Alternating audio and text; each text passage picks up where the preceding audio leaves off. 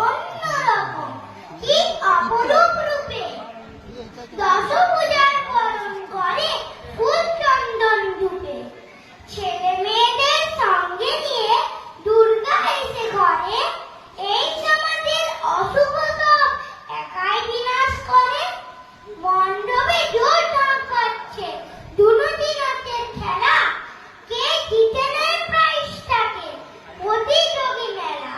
প্রতি বছর